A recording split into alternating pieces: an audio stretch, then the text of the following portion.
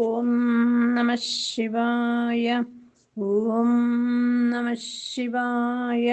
ഓം നമഃ ശിവായ. ഓം നമഃ ശിവായ. വ്യോമകേശ ദിവ്യഭവ്യരൂപതേ നമഃ ശിവായ. ഹേമമേദിനി ധരീന്ദ്രജാപതേ നമഃ ശിവായ. നാമമാത്ര ദഗ്ധ സർവപാപതേ നമഃ ശിവായ. കാമൈകദാന ഹൃദ്ദുരാപതേ നമഃ ശിവായ. ശങ്കരഭഗവാൻ കാശി വിശ്വനാഥനെ കുറിച്ച് രചിച്ച ഒരു കൃതിയിലുള്ളതാണ് ഈ നമഃശിവായ സ്തോത്രം. അങ്ങ് ആരാണ് എന്ന് ചോദിക്കുമ്പോൾ ഞാൻ ശിവഗുരുവിൻ്റെയും അരിയമ്പയുടെയും പുത്രനാണെന്നല്ല ശങ്കരഭഗവാൻ പറഞ്ഞത്. ഞാൻ ശിവകേവലോഹം, പൂർണ്ണഭൂമിയോ തേജസ്സോ വായുവോ അഗ്നിയോ ഇതൊന്നുമല്ല, ഞാൻ ശിവകേവലോഹം, സാക്ഷാൽ ശിവൻ തന്നെയാകുന്നു എന്നാണ് അദ്ദേഹത്തിൻ്റെ സങ്കല്പം. അപ്പം അങ്ങനെ ശിവോഹം ശിവോഹം എന്ന് പറയുന്ന ഒരു ശിവ ഭക്ര സംഘങ്ങൾ, യോഗീന്ദ്രന്മാരുടെ ഒരു നാടാണ് ഭാരതം. അപ്പം അങ്ങനെയുള്ള ശിവോഹം ശിവോഹം എന്ന് പറയുന്ന അവർ ശിവൻ തന്നെയാണ് എന്നവർ സങ്കല്പിക്കുന്നു, അല്ലെങ്കിൽ അങ്ങനെ തന്നെ ആയിരിക്കാം. ശരീരം ശിവൻ എന്ന ചൈതന്യം നമ്മളിൽ നിന്ന് അകന്നു കഴിഞ്ഞാൽ പിന്നെ അതിനെ ശവം എന്നാ പറയുക, അല്ലെ? ഇന്ന് ഞാൻ നാളെ നീ എന്നൊക്കെ മറ്റു മതസ്ഥർ പറയും. അപ്പം അതുപോലെ ശിവൻ എന്നതാണ് നമ്മുടെ ചൈതന്യം. അതിനെ ഉൾക്കൊള്ളുക, അതാണ് നമ്മൾ മനസ്സിലാക്കി വെക്കേണ്ടത്. അപ്പോൾ ആ ശിവനും സാക്ഷാൽ സദാശിവനും ഒന്ന് തന്നെയോ എന്ന് ചോദിച്ചാൽ അതിന് ചെറിയൊരു വ്യത്യാസം ശിവമഹാപുരാണത്തിൽ പറയുന്നതാണ്. അനാദിമല സംശ്ലേഷ പ്രാഗഭാവാൽ സ്വഭാവതഃ അത്യന്ത പരിശുദ്ധാത്മേതി അതോയം ശിവ ഉച്യതേ.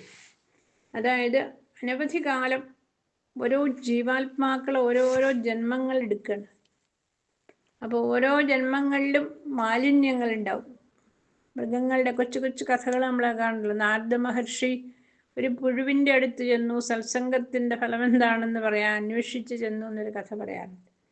നാരായണമൂർത്തി പറഞ്ഞു വിട്ടതായിരുന്നു നാരദൻ ആ പുഴുവിൻ്റെ അടുത്ത് ചെന്ന് സംസാരിക്കാൻ തുടങ്ങിയപ്പോഴത്തേക്കും ആ പുഴു പെടഞ്ഞു വീണ് മരിച്ചു. പിന്നെയും നാരദൻ അന്വേഷിച്ച് ഇങ്ങനെ നടക്കുമ്പോൾ ഭഗവാൻ പറഞ്ഞിട്ട് ഒരു പശുത്തൊഴുത്തിൽ ഒരു പശുക്കുട്ടി ഉണ്ടായതിനെ കണ്ടു എന്നാണ്. അവിടെ ചെന്ന് ആ പശുക്കുട്ടിയോട് ചോദിച്ചു, നിനക്ക് സത്സംഗത്തിൻ്റെ മഹത്വം അറിയാമോ? അപ്പോഴാ പശുക്കുട്ടിയും നാരദനെ കൗതുകത്തോടെ ഇങ്ങനെ നോക്കിയിട്ട് വീണ് മരിച്ചു. നാരദൻ ദുഃഖിച്ചു. പിന്നെ ഭഗവാൻ പറഞ്ഞൊരു കൊട്ടാരത്തിൽ ചെന്നു.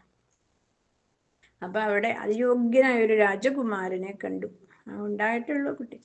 അപ്പം ചോദിച്ചു, നിനക്കറിയാമോ സത്സംഗത്തിൻ്റെ മഹത്വം എന്ന് ചോദിച്ചു. ആ കുട്ടി പറഞ്ഞു, മഹർഷിയെ, പുഴുവായിരുന്നു ഞാൻ പശുവായി, പിന്നെ ഇപ്പോഴാ യോഗ്യനായ ഒരു മനുഷ്യനായി രാജകുമാരനായി ജനിച്ചു. ഇനി എനിക്കൊരു യോഗിയുടെ ജന്മവും കൂടി ഉണ്ടാവും എന്നൊക്കെ ആ ബാലൻ പറയുകയാണ്.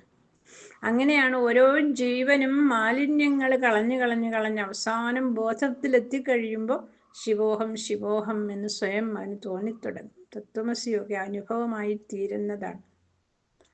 എന്നാൽ മഹാദേവൻ അങ്ങനെയല്ല. മഹാദേവൻ അത്യന്തമംഗളമാണ്. ഓരോ ജീവാത്മാവിനും മലം അഥവാ മാലിന്യം കർമ്മവാസനയുമായി ബന്ധപ്പെട്ടതിൻ്റെ ഫലമായിട്ട് ഉണ്ടാവും. അത് ശരീരം സ്വീകരിച്ച് അങ്ങനെ സംസാരത്തിലൂടെ സഞ്ചരിച്ചു കൊണ്ടിരിക്കും. കർമ്മങ്ങളെല്ലാം ചെയ്ത് അല്ലെ, ഭോഗജീവിതമെല്ലാം ഉപേക്ഷിച്ച് കഴിയുമ്പോൾ മാലിന്യത്തിൽ നിന്ന് അയാൾ പൂർണ്ണമായിട്ടും മുക്തനായിത്തീരുമ്പോൾ അയാൾ ശരീരം സ്വീകരിക്കാമെന്നുള്ള രീതി അവസാനിക്കും. പിന്നെ അയാൾക്ക് ജന്മം ഉണ്ടാവില്ല. അയാൾ ശിവൻ തന്നെയാകും. ഇങ്ങനെ മുക്തനാവുന്ന ജീവാത്മാക്കളാണ് നമ്മളെ ശിവോഹം എന്ന് പറയുന്ന യോഗികൾ. എന്നാൽ സാക്ഷാൽ സദാശിവബ്രഹ്മവും തമ്മിലൊരു അന്തരം എന്താണ്? സദാശിവബ്രഹ്മത്തിന് കഴിഞ്ഞ കാലത്തും വരുന്ന കാലത്തും ഇപ്പോഴും മാലിന്യമില്ല. മഹാദേവൻ ഒരുപാട് അങ്ങനെ ഇല്ല. മഹാദേവൻ വേഷം കെട്ടി നടക്കുന്നുണ്ടാക്കും മാലിന്യം ഉണ്ടെന്ന് തോന്നും.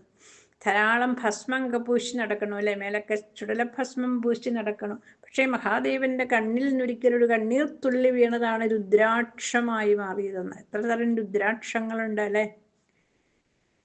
ത്രിപുരന്മാരോടൊരു യുദ്ധം കഴിഞ്ഞ് മഹാദേവൻ വളരെ നേരം കണ്ണിങ്ങനെ തുറന്നു പിടിച്ചിരുന്നല്ലോ. അപ്പം അതുകൊണ്ട് ആ കണ്ണിൻ ചൂട് കണ്ണീർ തുള്ളി നിലത്ത് വീണപ്പോൾ അതിൽ നിന്ന് പരിശുദ്ധമായ രുദ്രാക്ഷം ഉണ്ടായി. അത് ധരിക്കുന്നവൻ യോഗിയായിത്തീരും അല്ലേ. അതിൻ്റെ മരുന്ന് ഔഷധ ഗുണങ്ങൾ എന്തൊക്കെയാണെന്ന് ഇനി അറിയാൻ പോകുന്നേ ഉള്ളൂ. അത്രമാത്രമാണ് മഹാദേവന്റെ മഹത്വം. കാണുമ്പോൾ നമുക്കതൊരു മാലിന്യമുള്ള അല്ലേ, പുലിത്തോലും ദക്ഷിണൊക്കെ പറയും പോലെ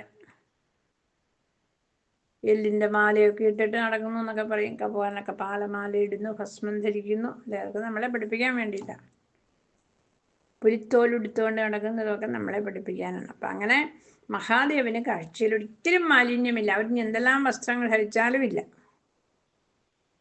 പണ്ടുമില്ല, ഇപ്പോഴില്ല, ഇനിയിട്ടുണ്ടാവുകയില്ല. അതാണ്. കാലനെ വരെ കൊന്നലെ ശൂലത്തിൽ കയറ്റിയ ആളാണ് മഹാദേവൻ. അത് മാലിന്യമല്ല, അത് വലിയൊരു കാര്യമായിരുന്നു അല്ലേ. മഹാദേവനും അന്യമല്ല ഈ യമൻ എന്നൊന്നും പറയുന്നത്, മഹാദേവൻ തന്നെയാണ്. അപ്പം എന്താണ് പാപം വരിക? അനാദിയായ മാലിന്യവുമായി കഴിഞ്ഞ കാലത്ത് പോലും ബന്ധപ്പെടാതിരുന്നത് കൊണ്ട് അത്യന്ത പരിശുദ്ധാത്മാവ് എന്ന അർത്ഥത്തിലാണ് ശിവൻ എന്ന് സർവേശ്വരനെ നാം വിളിക്കുന്നത്. അപ്പം അതുകൊണ്ട് ശിവനെ നമുക്ക് വിശ്വസിക്കാം അല്ലേ. കുറച്ച് കഴിയുമ്പോൾ എന്തെങ്കിലും ഒരു കുഴപ്പമുണ്ടാവില്ല എന്നാണ്. അതുപോലെ രുദ്രൻ എന്നൊരു നാമവുമുണ്ട്. കരയുന്നവൻ എന്നല്ല അതിനർത്ഥം. ദുഃഖം ദുഃഖം ദുഃഖഹേതുർവ തദ്രാവയതിയ പ്രഭു രുദ്രയിത്യുച്യതേ തസ്മാൽ ശിവ പരമകാരണം. ദുഃഖം അല്ലെങ്കിൽ ദുഃഖകാരണം അകറ്റിക്കളയുന്നത് കൊണ്ട് പരമകാരണമായ ശിവനെ രുദ്രൻ എന്ന് പറയും. അതാണ് ഹര ഹര രുദ്ര മഹാദേവ, ശിവ ശിവ രുദ്ര മഹാദേവ, ശംഭോ രുദ്ര മഹാദേവ, ശങ്കര രുദ്ര മഹാദേവ. ഒരല്പമായാലും മഹാദേവനെ കുറിച്ച് പറയുകയോ ജപിക്കുകയോ ചിന്തിക്കുകയോ ചെയ്യുന്നത് കൊണ്ട് മനുഷ്യൻ പരിശുദ്ധനായിത്തീരുന്നു. അതിനാൽ എല്ലാവരും ധാരാളമായി നാമം ജപിക്കുക. കുട്ടികളെ കൊണ്ടൊക്കെ നമഃശിവായ ജപിപ്പിക്കുക. ശംഭോ മഹാദേവ.